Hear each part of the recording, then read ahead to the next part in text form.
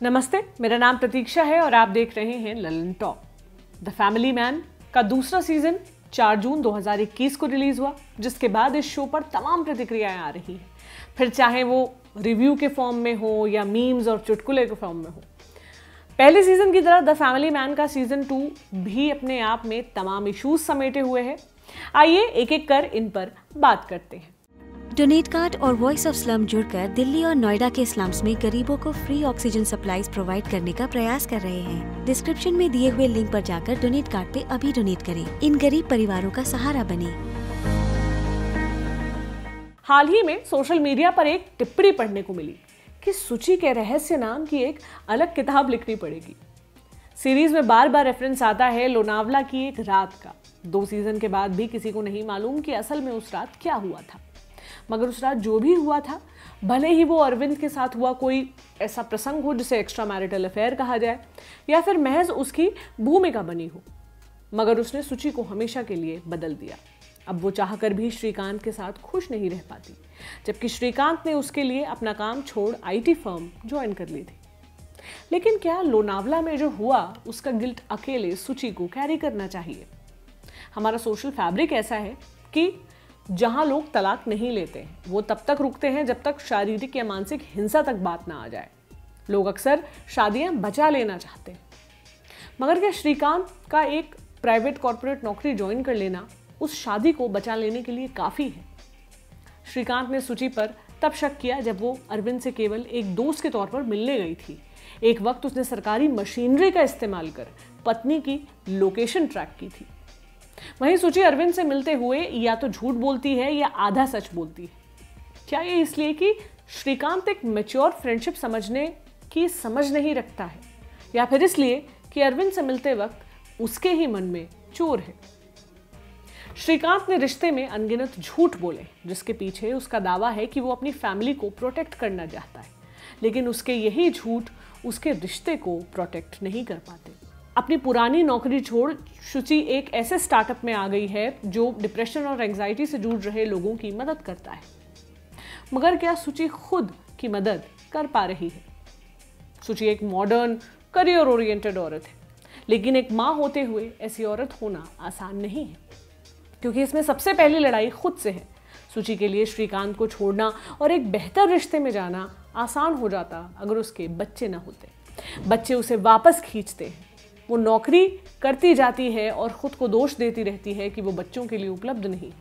जब वो नौकरी छोड़ देती है तब भी वो खुश नहीं रह पाती, क्योंकि दिन भर घर पर रहना उसे पसंद नहीं है, वो उसके मिजाज का काम नहीं है। वो दोबारा नौकरी शुरू करती है, जिसके बाद बच्चों की हालत बदतर हो जाती है। श्रीकांत भी अपनी बदली हुई नौकरी में खुश नहीं है। पति पत्नी अपनी प्रोफेशनल खींच भी एक दूसरे पर ही उतारते हैं। नतीजतन सुची के बर्थडे डिनर पर वो पब्लिक में लड़ाई कर लेते हैं। ये शादी हर दिन और बोझिल और भारी होती जा रही है और इसका सीधा असर बच्चों पर आता है। श्रीकांत स्कूल में पनिशमेंट झेल रही बेटी को बचा लेता है, उसे मौत के मुंह तक से निकाल लाता है, मगर क्या वो नाजुक उम्र की अपनी बेटी की मानसिक जरूरतों को समझ पा रहा है? बेटी कभी कभी अपनी माँ के जी भर गले लगती है, मगर पिता से बात तक करना पसंद नहीं करती।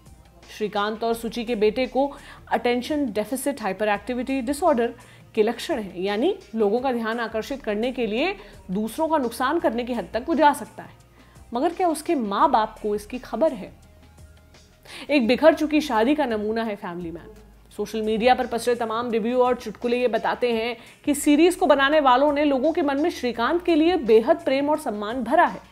वहीं सुची और बेटे धृति के ऊपर स्त्री विरोधी चुटकुले बन रहे हैं। लोगों को धृति और सुची के बर्ताव से घृणा हो रही है। जिस पुरुष ने देश की सुरक्षा में अपने दिन रात कुर्बान करने की कसम खा ली है, क्या उसके पत्नी और बच्चों को भी इसका नतीजा भुगतना जरूरी है? क्या हर सूरत में रिश्ते को बचा लेना औरत का ही काम है? ये सवाल हमें खुद से पूछना चाहिए। अब बात करते हैं श्रीकांत की। ये स्वीकारना कि उसे सीरियस मेंटल हेल्थ इशू है, श्रीकांत के लिए उसके अभिमान और पौरुष से नीचे है। सुची उनके रिश्ते को बचाने के लिए उन्हें एक मैरिज काउंसलर के पास लेकर जाती है, लेकिन श्रीकांत पहले मिनट से ही इस बात से कन्विंस नहीं है कि उसे वहां होना चाहिए। वो काउंसलर का अपमान करता है, मगर ये समझना जरूरी है कि ये अपमान सिर्फ काउंसलर का ही नहीं है, उस एफर्ट का भी है जो सुची ने शादी को बचाने और बच्चों की बेहतर परवरिश के लिए किया। भले ही वो एफर्ट सफल नहीं हुआ, लेकिन उसने कम से कम एफर्ट किया। एक आम निर्दोष स्टूडेंट को आतंकी गतिविधि के शक में मार गिराने के बाद श्रीकांत बेहद गिल्ट में है। उसने खुद गोली नहीं चलाई, मगर वो टीम को लीड कर रहा था। पूरा देश उस निर्दोष मुसलमान लड़के को टेररिस्ट समझ रहा है। श्रीकांत इस गिल्ट में जी रहा है, शराब और सिगरेट में खुद को खत्म कर रहा है। जब बर्दाश्त नहीं होता तो वो मृत लड़के की गर्लफ्रेंड से माफी मांगने भी जाता है, मगर उसे माफी नहीं मिलती है। पर वो खुद 2 पल बैठकर इसके बारे में किसी और से बात नहीं करता। जो डॉक्टर से शराब सिगरेट छोड़ने को बोलता है, उसे भी वो इग्नोर कर देता है। श्रीकांत एक ऐसे पौरुष का गुलाम हो चुका है जिसका उसे खुद ही अंदाजा नहीं। ये वो पौरुष नहीं जो पत्नी को खुद से कमतर आके महिलाओं का अपमान करे। ये वो पौरुष है जो सबसे ज्यादा नुकसान पुरुष के लिए ही लेकर आता है। अपनी भावनाएं छुपा ले जाना, रोना आने पर रोना पाना, सबसे ज्यादा नुकसान पुरुष का ही करता है। एक कमजोर वक्त में श्रीकांत अपनी पत्नी को फोन भी लगाता है, मगर कुछ कहता नहीं है और टूटकर आंसुओं में बहने के पहले वो फोन काट देता है। श्रीकांत ने तमाम जिम्मेदारियों के साथ अपने कंधों पर एक और जिम्मेदारी उठा रखी है, अपनी परेशानी से फैमिली को परेशान ना होने देने की। लेकिन ये भी याद रखिए कि ये जिम्मेदारी उसे किसी ने दी नहीं है, उसने खुद ही अपनाई है। उसकी परवरिश ही ऐसी है। श्रीकांत अपनी बीमारियों के प्रति भी डिनायल में है। उसे डर है बदलावों से। हर औसत भारतीय ऐसा ही है, जो लक्षण होने पर किसी बीमारी का टेस्ट नहीं करवाता कि कहीं बीमारी का पता ना चल जाए। ये डिनायल महज बीमारियों के लिए ही नहीं है, बल्कि श्रीकांत के केस में उसके रिश्ते पर भी लागू होता है। उसे अपनी पत्नी से 2 पल बैठकर कॉल करनी हो या उसका कॉल उठाना हो, वो इस प्रोसेस को डिले करने की कोशिश करता है। ऐसा नहीं है कि उसे अपनी पत्नी या बच्चों से प्रेम नहीं है, बल्कि बात यह है कि अपनी ड्यूटी पर गोली से न डरने वाला व्यक्ति किससे डरता है? एक मैच्योर संवाद से, एक कॉन्वर्सेशन से। वो बिखरती हुई असलियत को जानते हुए उससे रूबरू नहीं होना चाहता, क्योंकि वो एक भी पल के लिए कमजोर होने से डरता है। खैर, अब बात करते हैं जेके की। जेके एक ऐसा व्यक्ति है जो उसकी कर्मभूमि पर उसकी पत्नी को पूरी तरह से रिप्लेस कर देता है। जेके और श्रीकांत कभी एक दूसरे से अलग नहीं हुए। श्रीकांत ने नौकरी बदली, फिर भी अलग नहीं हुए। अपने ऑफिस की जो चिकचिक और युवा बॉस का बर्ताव उसे अपनी पत्नी से डिस्कस करना चाहिए था, वो असल में तलपड़ से डिस्कस करता है। जेके न सिर्फ उसकी सुनता है, बल्कि कई बार उसे आईना दिखाने की कोशिश भी करता है। जेके श्रीकांत को उसके भरे पूरे परिवार में खुश देखना चाहता है। वो कई बार उसे सुची का पक्ष दिखाने की कोशिश भी करता है, जिसके प्रति श्रीकांत ने खुद को पूरी तरह से अंधा कर रखा था। जेके एक साफ व्यक्ति है, जिसके दिमाग में विचारों की भीड़ नहीं है। उसे पता है कि किसी मासूम की जान नहीं जानी चाहिए। उसे पता है कि बेवजह किसी को गोली नहीं लगनी चाहिए। लेकिन ड्यूटी करते हुए अगर किसी निर्दोष की मौत हो गई है, तो उसे यह भी पता है कि इस बात के गिल्ट से उसे किस तरह से डील करना है और इस गिल्ट को अपने ऊपर हावी नहीं होने देना है। अपनी गलती का एहसास तो करना है, लेकिन उसे अवसाद नहीं बनने देना है। चूंकि जेके के जीवन में झूठ नहीं है, उसके लिए अपने अंतर्मन को साफ रखना आसान है। वो खुद को होलियर देन दाऊ किसी से बड़ा नहीं मानता। उसे पता है कि उसके पेशे में हर चीज़ सही नहीं हो सकती है। अगर वो हर चीज़ के लिए खुद को दोष देने लगेगा, तो इतने गिल्ट को लेकर वो कहाँ जाएगा। एक और ज़रूरी मुद्दे पर आते हैं। द फैमिली मैन कहीं भी सीधे तौर पर मनोरोग और मानसिक दिक्कतों की बात नहीं करता, मगर एकाधिक बार उसके होने को स्वीकार करता है। सुची अपनी ऑफिस प्रेजेंटेशन में लोगों को इसके बारे में बताती है और इस बात को भी हाईलाइट करती है कि क्यों मनोरोग के वजूद को मानना और उसके लिए हेल्प लेना जरूरी है। श्रीकांत के मानसिक संघर्ष पर हम अभी पहले भी बात कर चुके हैं, लेकिन सीरीज के दूसरे किरदार भी इससे बचे नहीं हैं। मिलिंद और जोया एक ऐसे एक्सीडेंट का हिस्सा रह चुके हैं जिसने उनका जीवन बदल दिया है। जोया अब इतनी सिगरेट पीने लगी है कि हर वक्त खांसती रहती है। उसके पांव ठीक नहीं हैं और अब वो घर में कैद हो चुकी है।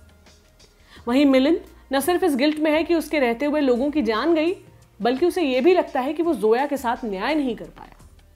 वो नींद में चौंकता है, परेशान रहता है। मेडिकल भाषा में बात करें तो उसे पोस्ट ट्रॉमेटिक स्ट्रेस डिसऑर्डर यानी PTSD कहा जाएगा। BBC शर्लॉक, अगर आपने देखा हो, जो शर्लॉक होम्स का मॉडर्न अडेप्टेशन है, उसमें एक सीन है जब माइक्रॉफ्ट होम्स जॉन वॉटसन से कहता है, तुम इसलिए बेचैन नहीं हो कि युद्ध तुम्हें डराते हैं, बल्कि इसलिए बेचैन हो कि तुम युद्ध में होने को मिस करते हो। श्रीकांत की टीम को यही लगता है कि किसी एक्शन का हिस्सा न होना उन्हें बेचैन करता है। जेके मिलिंद से कहता है कि अब तुम काम पर वापस आ जाओ, जितना घर पर बैठोगे उतना ही बुरा महसूस होगा।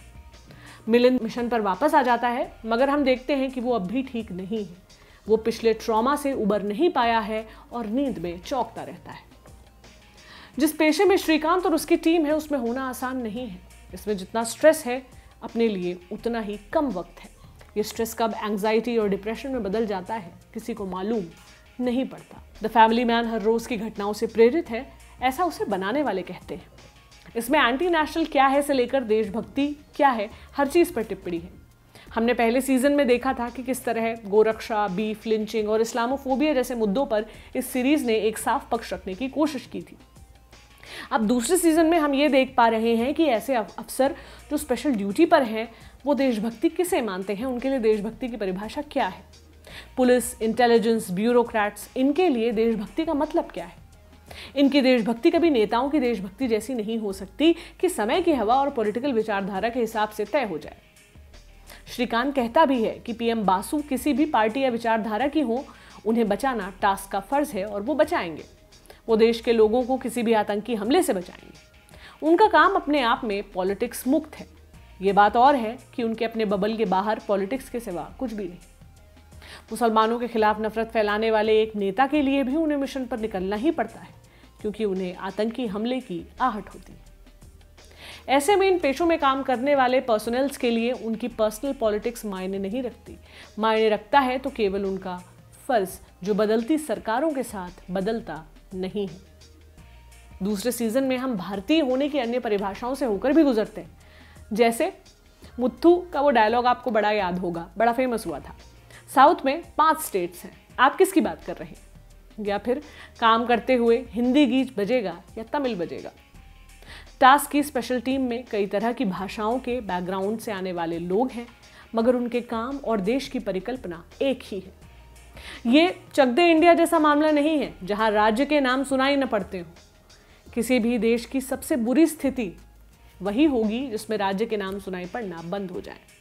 कोई मराठी रहते हुए और तमिल रहते हुए आपस में बहस करते हुए एक दूसरे की टांग खींचते हुए भी कैसे साथ में काम कर सकें, ये एक होमोजीनियस देश से बेहतर विकल्प होगा।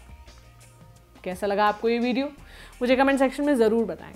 इस सीरीज से जुड़े अपने विचार भी आप ज़रूर शेयर करें, अपनी टिप्पणियाँ ज़रूर इसमें ऐड करें और अपना ध्यान रखें। शुक्रिया।